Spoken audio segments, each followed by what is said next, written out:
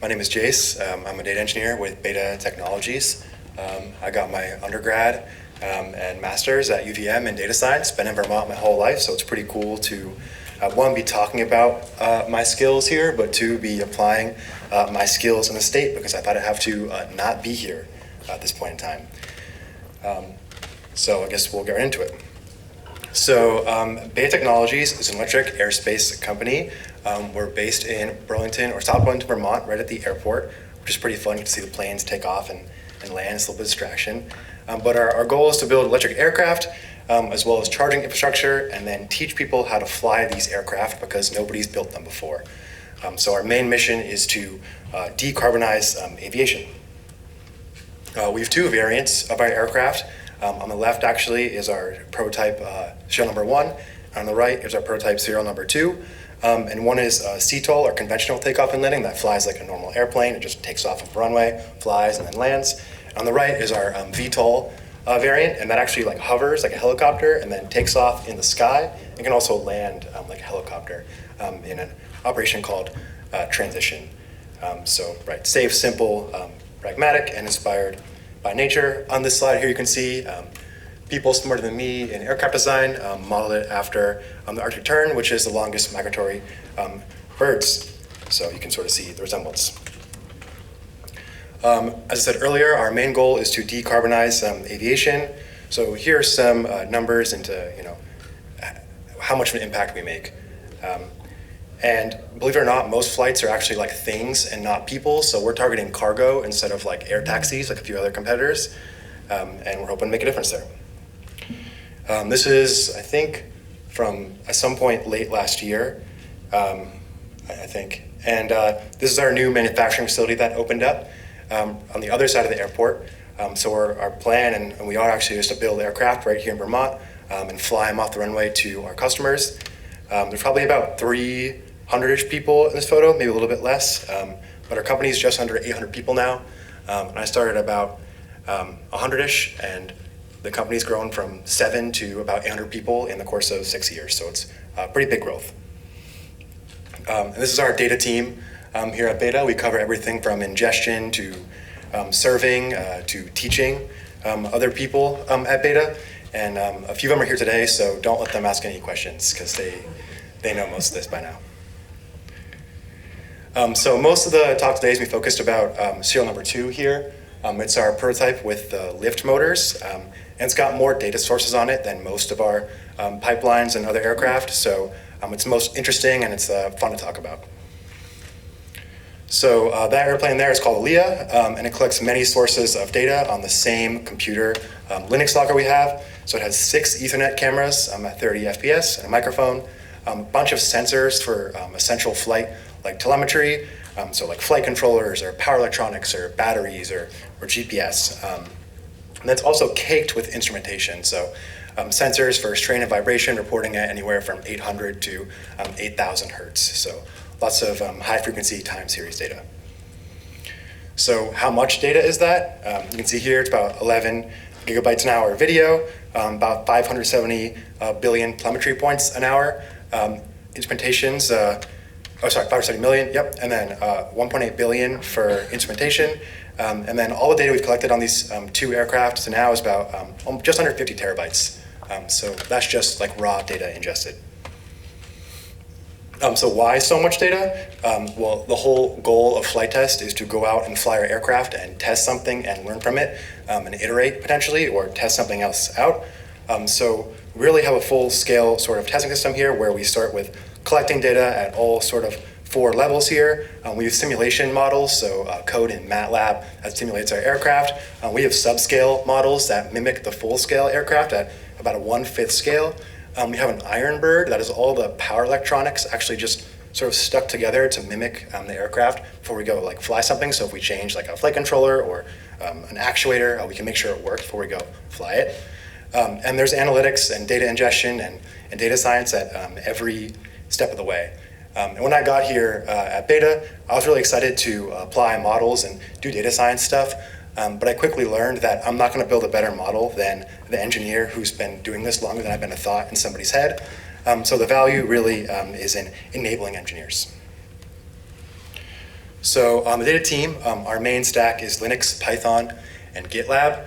And respectively, that is for containers, so our runtimes in the cloud, our personal computers, Mac's flavor of Linux, edge devices, so our onboard logger on both aircraft is Linux box. For Python, there's a lot of tooling and data processing. We use a lot of open source libraries and a lot of custom tooling we built in-house. And then GitLab is for deployments, code review, and integration. So with the sort of infrastructure stuff out of the way, our other stack consists of a lot of data tools out there. We're an AWS shop. So on the bottom there, you can see we use Redshift, DynamoDB, and S3. S3 is our ingestion data lake storage. Dynamo is more for metadata, and Redshift is our data warehouse with like a data mart, so it's very like curated, ready to analyze data. Postgres is a little more metadata. Grafana is our BI tool of choice, and Airflow is our scheduler, so we schedule all of our jobs through that. So why AWS? Well, when I started at Beta, we actually were Google Cloud Platform based. It was really built by us before we knew too much about data engineering. And we had a bunch of recent talent hires that were good with AWS, including like infrastructure, CDK type stuff, and had done this at scale before. And it allowed us to do a fresh start. So we fundamentally treated data differently on AWS than we did in Google Cloud, and I'll speak on that more. So we're going to talk about our ingestion for this aircraft, and I'm going to walk you through like what ingestion looks like and how we serve that to engineers. So on the logger itself, we log stuff in sort of micro batch. So every about 50 megabytes, we cut off a stream of data, store that as a file, and ingest the incoming data into a new file. And as that comes back to our warehouse and internet connection, we upload that data to our cloud, and we eagerly ingest all of that data. So as we get a new file into our cloud, we will decode that and put it into our platform, and then we'll load into our databases on a schedule. So every X minutes, we'll take all data that's ready to go, and we'll push that right to our data warehouse.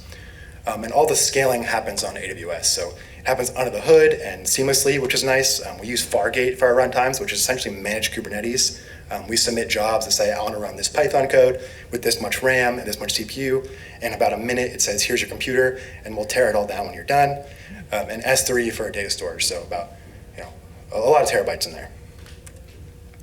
So we settled on microbatch to do this. And traditionally, a lot of people use Spark and these big clusters to pivot these taller time series data frames into wide, where it'd be like one timestamp and then like however many columns there are for that many fields. That turned out to be really memory intensive, and we have a lot of unique fields in a single file, up to 20,000. And each file has about 12.5 million rows when it's just a tall like timestamp series or timestamp field value. So we settled on doing the microbatch approach instead of using a Spark cluster because we didn't really want to deal with the memory issues of having a huge cluster like that. And I don't know if you've used Spark before, but there's these crazy like 400-line Java traceback messages that we didn't really want to deal with. And so warehouse versus lakehouse here, we sort of have both, but we found that a lakehouse wasn't necessarily fast enough. So we still load a subset of our lakehouse into warehouse for sub-second queries on pretty much all of our data we need. Speed. So let's follow ingestion here. This is sort of a mock example of what our pipelines look like for at least the onboard logger data. So for every file that our aircraft sort of logs and produces, we decode that data, we attach some metadata, we write that data to our data lake, we update our data catalog, and then we push that to our data warehouse. And if you're familiar with the medallion architecture in data engineering, there's bronze, silver, and gold. And bronze is like raw, like it's still usable, but nobody really wants that stuff. It's not ripe for any BI or insights. Silver is still ripe for BI, so silver is really a full set of what gold is. As you move backwards, right? It's a smaller set. So silver is queryable, it's usable, and we feed downstream stuff with it, but it's not fast. It can't like serve any purpose other than like really digging into investigative mishaps when they happen. And then gold, so that's where all of the nice data that goes in dashboards and people like to download lives. And here are the services we use along the way. So S3 is a very heavy service for storing raw data as well as our silver data. DynamoDB has some metrics about each file, so we can sort of navigate that like a catalog. Glue is our real data catalog for our data lake, and Redshift is our data warehouse. So very nice, tidy data in there. And this is all orchestrated through ECS and Airflow. And we've done this task, or this is a DAG, it's called in the bottom, and each DAG has 1 to n tasks. So for every file, we've run this DAG about 250,000 times. So a lot of times. So let's do each step here and just walk through it. We get our data as tall, tidy, time series data. And tidy implies that it's very slim in how many columns there are, and you can see that with tall as well. So 12.5 million rows per file. It's an infinitely scalable schema because it's just time series field value. You can add or remove fields at ease with no impact downstream. We have custom Python tooling that decodes all this data, and this is what it looks like when it gets decoded. It's some Unix timestamp in UTC, the name of some sensor, and then like the measurement of that sensor. So it's about 12.5 million of those every minute or so. The next step is where we attach metadata to these files. So for example, the start time, the end time, how long that file was, and then some size about like the actual file, and then what that data looks like in memory. This is really helpful like when we need to debug things, if something weird happens. It also it lets us like navigate files. It acts as like a catalog that we can sort of like dig into data and find certain files if we need to. The next step is writing to our data lake. So this is all just like Hive partitioning, pretty standard stuff. It lets you sort of like add fields into your file paths. So you can pass that to a query engine. It'll just ignore everything that's like not in that file path. It's pretty fast, but not fast enough for dashboarding. So for example, here we add aircraft serial number and day. So in that tall folder there, we could have 1 to n aircraft, and then however many days exists for that aircraft. It could be in that subfolder there.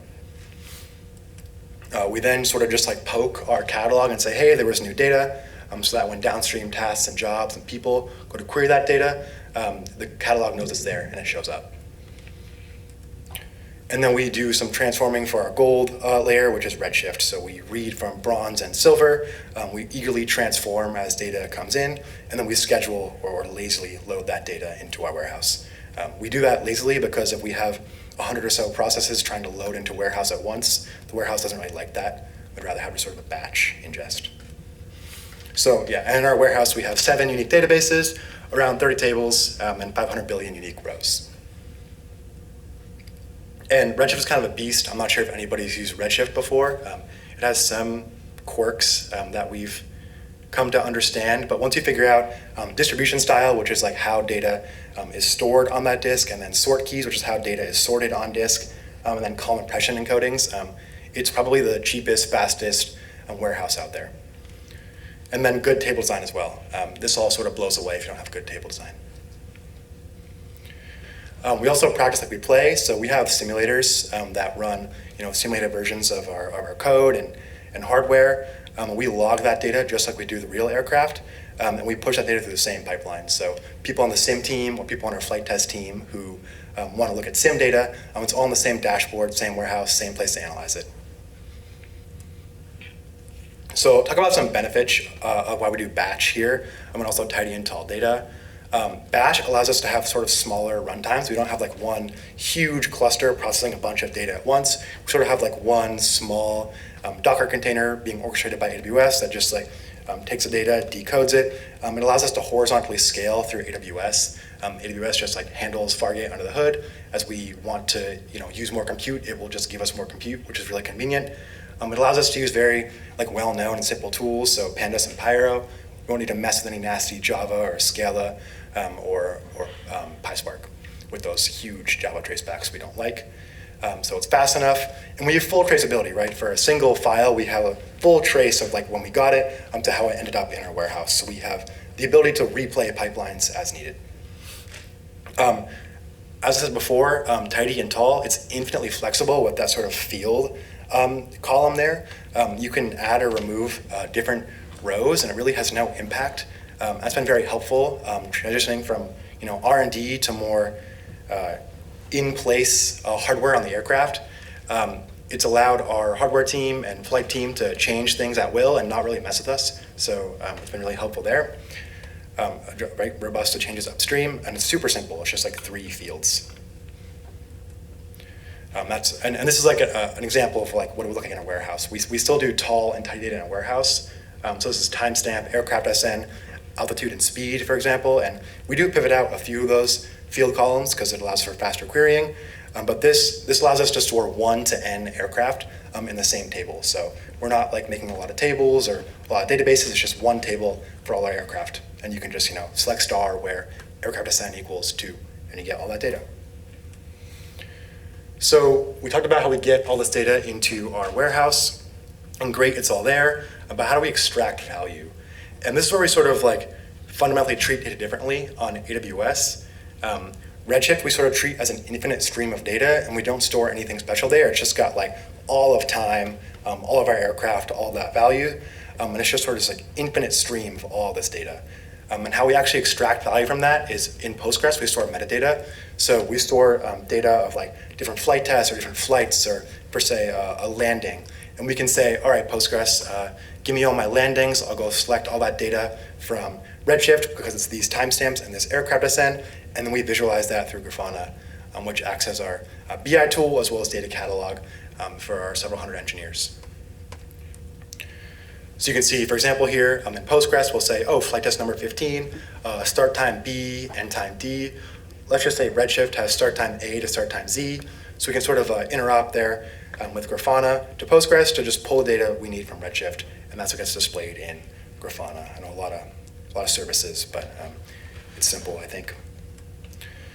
And so why Grafana? There's a lot of BI tools out there, but Matt's right there. He pushed for Grafana really hard, and it really paid off. It's built for time series data. It was built to monitor computers and APIs and stuff for DevOps people. And you might think that's not what we do. We do aircraft, but at our core, we do time series data. So pretty much everything in Grafana plays perfectly with all of our data, which has been like really nice. But other than that, it's open source, so it's free for us except the runtime that we pay for. It's made for technical people. You might think, oh no, technical customers, that sounds a little scary. It's really nice having technical customers who can give us feedback immediately. It also used to be customer facing. So not only our internal customers technical, but our external customers are technical as well. So one of our customers is UPS, and it turns out that operating aircraft at scale is not easy. So these big airlines and shipping companies actually have a bunch of engineers running their show, and they love technical stuff. One example there is UPS has their own sort of like weather station, so they can override the FAA and say, we're actually going to fly our plane. So here's sort of what Grafana looks like. This is like a simple thing from their website here. It's very time series based. I think this is about an API. So you can see various metrics of like who's using it, how many logins, who's signing out, support calls with that sort of stuff, hits per page, your server load. Very simple time series stuff, and it looks nice too. And this is sort of what we've modified it to. So it lets you do text and HTML and Markdown. So this is what like everyone's home page looks like. This is a screenshot of my home page, and it shows my start dashboard, my recently used stuff, and then hot ones that other people have been using. And then it shows at the top here all the data sets we use. So each of those little icons there is a clickable link. And each one of those icons boots into its own sort of home page that we can navigate from. So all the things that aren't data there are for like actual people not on our team, and the data one is really just dashboards to make sure that we can monitor things. So we'll look at the flight test one here, and this is sort of like the home page for that. So it shows some various summary statistics, like you can see landings there, amount of time on the airframe, and then some dashboards there on the left that sort of auto-populate. And there's more, but these are the ones at the top. So if you were to click on, say, we'll go back. Let's say you clicked on the event finder there, it would load a page that looks just like this. And this is like our metadata layer. So this is actually showing all the data in Postgres about our start time, end time, and what serial number and what we were doing. This dashboard here also shows off our phase of flight model. One of our machine learning models in production, it actually takes all the data and classifies phases of flight. Before, this was like super manual, and one of our flight science people would have to go through and sift all through its data and say, oh yeah, this is a flight, or this is like a landing, or this is like a cruise. We actually trained a model to do that by itself. So back to the comment about building a better model than an engineer. We're not trying to build a model to replace an engineer's job, but rather amplify it. So right now, a flight science engineer can go grab all the landings ever and compare performance across them in various conditions. And you can see we have almost 14,000 phases labeled since this model has been in production. Here's a little video of Grafana at work. It's super interactive and time series based, and live demos scare us, so we have recording here. But you can sort of just like hover, and this is all customized stuff. This is not really out of the box working. A lot of time goes into polishing these and making sure they look good. But you can see everything updates with where the aircraft is, and on the top there is a little like timeline of what phase we're in, and just some various high-level stuff. So you can see like where the aircraft was, and how fast is it going, what's the headwind, how is the pilot flying it, simple stuff like that. I'll go to the next one here. Can I do that? All right, cool. This is probably my favorite dashboard. And it's also the benefit of having all these data sources logged on the same computer. So we log all our video and time series data to the same computer, actually on the aircraft. This is our video sync dashboard. So we also process all that video data, not just the time series data, and we figure out like when it was, and we trim it, and we process it all in the cloud in the same way. And this dashboard sort of shows off the video sync here. So as we hit play, you can see a little crosshair on the right move with the time series. So this actually allowed engineers, physical engineers, not us software people, to debug things after like literally seeing them, which is really cool to see the power of that. As you can see, as you sort of swipe or scrub on the right side, it also updates the video. So we have a few variants of this dashboard, but it's really cool to just like see everything line up and all these sources of data show up. So it was a huge win, and people really liked it. Just hit spacebar? No. Oh, one more time. There we go. I guess that's all. So any questions?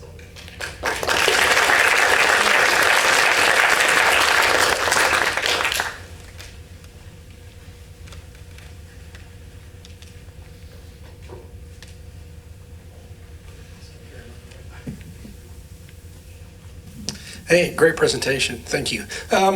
I saw you use a number of open source projects, Grafana and other things. Does Beta contribute back to those communities at all? We don't officially, but when myself or others have found bugs in projects, we do contribute back upstream when we find them. We do officially support one project, that's PDM. It's a Python packaging library, similar to Poetry if you found that, but it simplifies like a lot of our problems.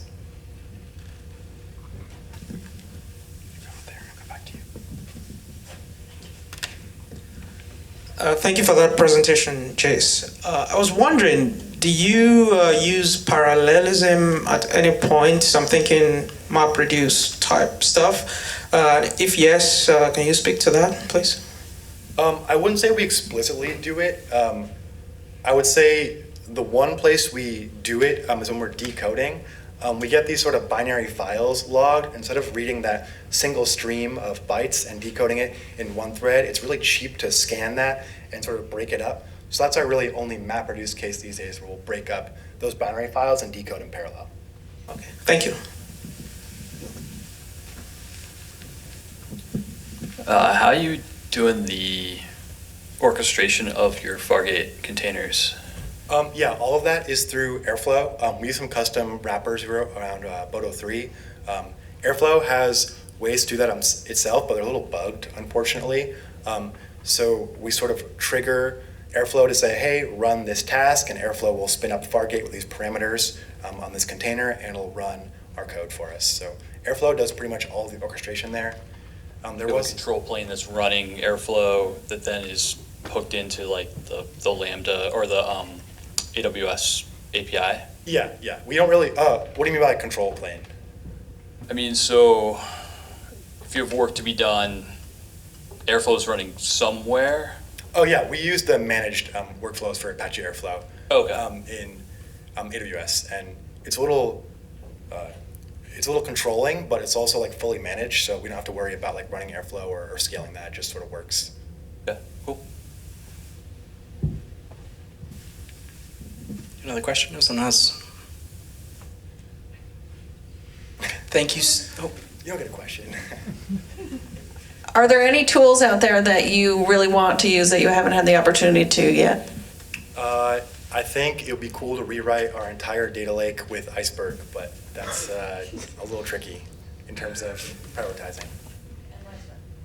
Well, yeah, Lightstar has use cases too, but yeah, Iceberg's really cool. So Why?